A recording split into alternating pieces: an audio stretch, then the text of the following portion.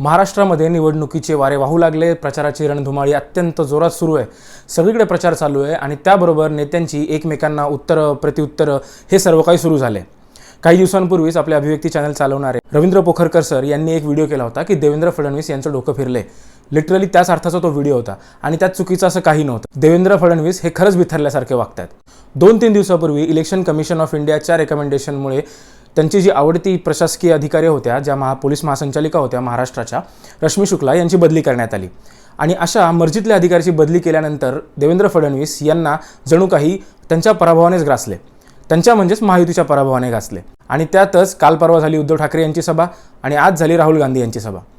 राहुल गांधी हे भाजप आणि RSSचं कायमच सॉफ्ट टार्गेट राहिलेत, पण 2014 ते 2024 या 10 वर्षामध्ये सॉफ्ट टार्गेट राहिलेले राहुल गांधी 2024च्या इलेक्शन नंतर मात्र अत्यंत सिरियस घेण्यासारखे एक राजकारणी म्हणून पुढे आले आणि देवेंद्र फडणवीस यांना याची पूर्ण जाणीव आहे।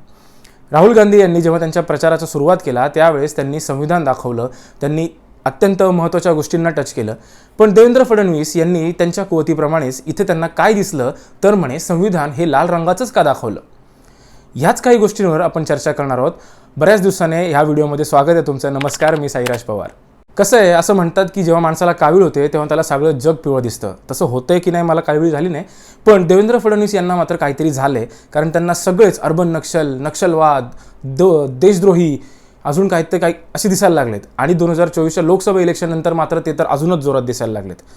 साधी एक गोष्ट होती, राहुल गांधी यांनी भारताचं संविधानाची प्रत दाखवली। बरं, त्यात पहिल्यांदा काय म्हणतात की ते पुस्तक दाखवलं। बरं, संविधान नसेल म्हणायचं, पुस्तक म्हणा, मग ती लाल रंगाचीच का दाखवली? आता ह्या गोष्टीला काय म्हणणार? ज्यांना माहीत नसेल त्यांना सांगतो की लाल रंग हा असोसिएट केला जातो रशियन राज्यक्रांती, त्यानंतर कम्युनिस्ट आणि त्यातून क्रांतीचं प्रतीक म्हणून लाल रंग घेतलाय। आता याचा अर्थ देवेंद्र फडणवीस यांना असं म्हणायचं आहे का की राहुल गांधी हे कम्युनिस्ट पक्षाचे नेते आहेत किंवा त्यांना काही क्रांती वगैरे करायची आहे, सशस्त्र क्रांतीचा वगैरे राहुल गांधी काही मार्ग सांगतात का? अरे, ज्या राहुल गांधींनी 2024च्या इलेक्शन आधी भारत जोडोसारखी यात्रा केली, भारतातील सर्व विरोधी पक्षांना एकत्र आणण्याचं काम केलं, त्यांना तुम्ही फक्त एक लाल रंगाचं पुस्तक दाखवलं जे की संविधान आहे असं म्हणून तुम्ही त्यांना त्यांच्या आजूबाजूला नक्षलवाद्यांचा गराडा आहे आणि त्यांनी जी काही भारत जोडो यात्रा केली त्यात 160 ते 170 अशा काही संस्था होत्या ज्याच्यामधल्या मुख्यत्वे करून ह्या सगळ्या देशविरोधी काम करणाऱ्या संस्था होत्या असं वगैरे वगैरे वगैरे म्हटलं जातं। आता देशविरोधी काम कोण करतं याच्यावर अनेक वेगळी चर्चा होऊ शकते, पण आज देवेंद्र फडणवीस यांनी जे काही त्यांची बाईट दिली राहुल गांधी यांच्या भाषणावर ती अत्यंत डिप्रेसिंग होती। देवेंद्र फडणवीस यांची जी मानसिक स्थिती आत्ता दिसते ते पाहता किंवा महायुतीचं सरकार येतंय की नाही हे पाहता अत्यंत चिंताजनक अशी त्यांची ही वक्तव्य होती। सगळ्यात पहिले ते असे म्हणाले की त्यांनी लाल रंगाचं पुस्तक दाखवले म्हणजे त्यांचा काहीतरी छुपा अजेंडा आहे, संविधानाच्या आडून त्यांना एक अनार्की आणायचं आहे। त्यांनी आता सांगितलं की अनार्की आणायची आहे, अनार्की म्हणजे अराजकता राहुल गांधी यांना आणायची आहे। आता अराजकता कोण आणतंय आणि देशामध्ये कोण ते करतं हे सगळ्यांना माहिती आहे। पुढचा मुद्दा ते असे म्हणाले की राहुल गांधी यांना अर्बन नक्सल्सनी घेरले। आता निदान देवेंद्र फडणवीस आणि बावनकुळे यांनी त्यांच्याच गृहमंत्रालयाने, केंद्रातल्या गृहमंत्रालयाने लोकसभेत दिलेला जो काही अहवाल होता त्याच्यात जे म्हणलं होतं ते जरी पाहिलं असतं तरी त्यांना कळालं असतं की अर्बन नक्सल अशी काही संस्था किंवा असं काही अस्तित्वात नाही, हे गव्हर्नमेंटने ऑन रेकॉर्ड सांगितले। आता त्या उपरही जर यांना कुठे अर्बन नक्सल दिसत असतील तर काय सांगावं? माझ्या व्हिडिओतही मी हे काळ्या रंगाचं टी-शर्ट जास्त घालतो म्हणजे मी कोणीतरी कम्युनिस्ट आहे आणि असं काही बरेच जण लिहितात, पण हीच माणसं जेव्हा अय्यप्पा स्वामी मंदिरामध्ये साऊथचा एखादा स्टार काळ्या रंगाचं शर्ट घालून जातो तेव्हा त्याचा उदो करतात। आपल्या डोळ्यांमध्ये, आपल्या मनामध्ये रंगाबद्दल सुद्धा इतकीच जर विषमता भरली असेल तर आपण नक्की कुठल्या बाजूला जातो याचा विचार करण्याची वेळ आली आहे। इलेक्शनला साधारणतः 15-14 दिवस राहिलेत आणि यानंतर महाराष्ट्र नक्की कुठे जातो हे ठरणार आहे। देवेंद्र फडणवीस हे अत्यंत हुशार मानले जातात आणि गृहमंत्रालय हे ते फार समर्थपणे सांभाळतात असं म्हणतात। बदलापूरवरनं मला आवाज येतो काहीतरी, पुण्यामधूनही आला, नागपूरमधून तरी येतोच आहे, बंदुकीचे फटाके तिथेही फुटतातच आहेत। असो, पण देवेंद्र फडणवीस हे जे इतके सक्षम गृहमंत्री असतील तर त्यांनी आत्तापर्यंत या अर्बन नक्षल्यांचा इलाज का नाही केला? एल्गार परिषद झाली, त्यानंतर आपले भीमा कोरेगाव झालं, यातल्या ज्या कुठल्या कार्यकर्त्यांना त्यांनी डांबून ठेवले, या कार्यकर्त्यांवर खटले का नाही चालवले गेले, त्यांना बेल का नाही मिळते, यासारख्या ज्या महत्त्वपूर्ण प्रश्नांची उत्तरं तर देत नाहीत, पण इलेक्शन आलं की आमच्या हिंदू बांधवांची माती भडकवण्यासाठी नक्षलवाद, दहशत, अर्बन नक्षलवाद यासारखी अनेक गोष्टी पुढे आणल्या जातात। मी तुम्हाला सांगतो हे का केलं जातं आणि याचं सगळ्यात उदाहरण हे मी माझ्या आत्ता 2 दिवसापूर्वी घडलेल्या घटनेतून देतो। भाऊबीजेच्या वेळेला मी भेटलो माझ्या ताईला, माझ्याच का चुलत ताईला। त्यांनी आमच्या भागामध्ये मंचर येथे वराहपूजन साजरं केलं. आता वराहपूजन साजरं करणं याला काही दुमत नाही, ते करावं, नक्की करावं. वराह म्हणजे विष्णूंच्या एका अवताराचं. आता साधं त्याची एखादी तुम्ही प्रतिकृती जरी पाहिली तरी तुम्हाला लक्षात येईल की आजच्या याच्यातलं ते एक रानडुक्कर आपण ज्याला म्हणतो ते असतं. आमच्या मंचर प्रभागातील काही महाभागांनी रानडुक्कर मिळत नाही म्हणून गटारात लोळणारं डुक्कर पुजलं. आता इथे कोणाचा अपमान झाला?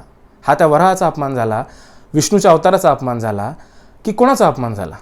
आणि ज्यावेळेला, आणि याच्यात आमच्या ताईसाहेब पुढाकारात होत्या, मग जेव्हा मी विचारलं की असं का केलं, त्यावेळेला त्यांचं फक्त म्हणणं आलं की XYZ कम्युनिटी फार काही काहीतरी करते, मग आपणही आपलं संस्था करायला.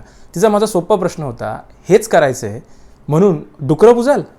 आणि याला जर तुम्ही म्हणत असाल की हा आपला धर्म शिकवतो, तर माझा नमस्कार.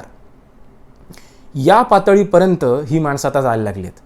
म्हणजे तुम्हाला काय साध्य करायचं आहे? एका बाजूला आपण इस्रायल ही कशी लढते, इस्रायल कसं लढतंय याची कौतुक करतो, पण तेच इस्रायल त्यांच्या मुलांना जितकं त्यांचं धर्म शिकवतं तितकं त्यांना विज्ञानही शिकवतं. म्हणूनच इस्रायली टेक्नॉलॉजी पुढे, इस्रायल मिलिटरी फोर्स, अमेरिकेची साथ येते गोष्ट वेगळी, परंतु तसा समाज बनतो आणि मग ते जे काय विश्वगुरूपण जे म्हणतो ना आपण, ते येतं.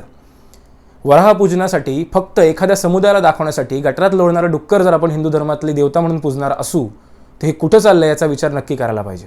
आणि हा विचार करा, कारण 4 वर्ष काही होत नाही, पण जसं इलेक्शन येतं त्यावेळेला ह्या सगळे मुद्दे बाहेर येतील. झालं असं की जेव्हा ही गोष्ट मी माझ्या ताईला समजून सांगत होतो, त्यावेळेला माझी ताई ओघाने असं बोलली की तुम्ही सगळे शहरात राहणारे हे असेच, तुमच्यावर डाव्या विचारसरणीचाच प्रभाव आहे आणि तुझंही तेच होत चाललंय, तू स्वतःला सांभाळ, असा आपुलकीचा सल्ला माझ्या ताईने मला दिला.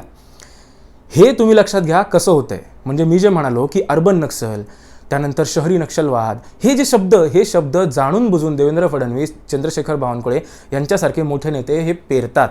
का? कारण व्हॉट्सॲप युनिव्हर्सिटीमध्ये बॅकग्राऊंडला ह्या सगळ्यांबद्दल द्वेष ऑलरेडी पसरवला जातो.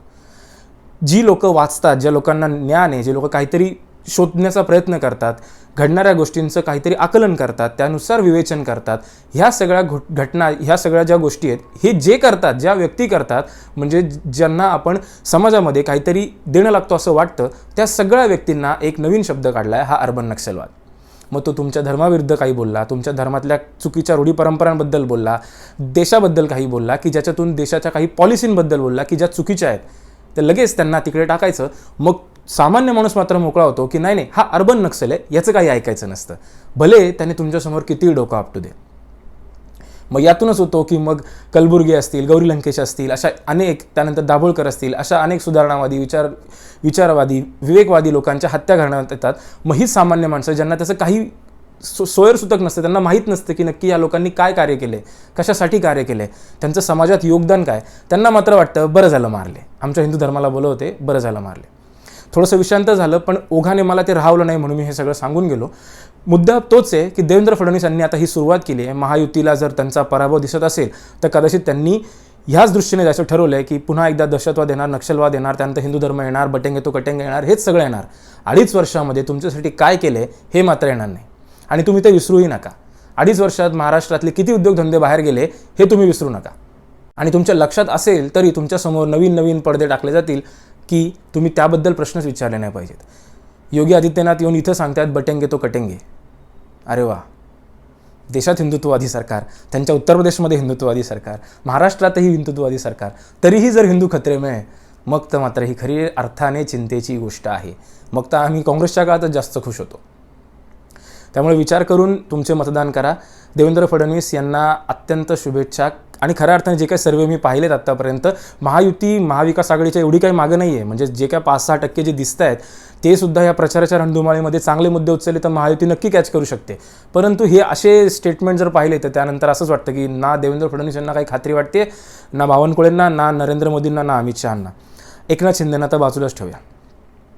व्हिडिओ कसा वाटला मला कमेंटमध्ये नक्की सांगा. तुम्हालाही मी जर अर्बन नक्सल वाटत असेल माझ्या ताईसारखा तर तेही मला कमेंट बॉक्समध्ये नक्की सांगा. चॅनल सबस्क्राईब करायला मात्र विसरू नका. इतरांनाही व्हिडिओ शेअर करा. धन्यवाद. जय महाराष्ट्र.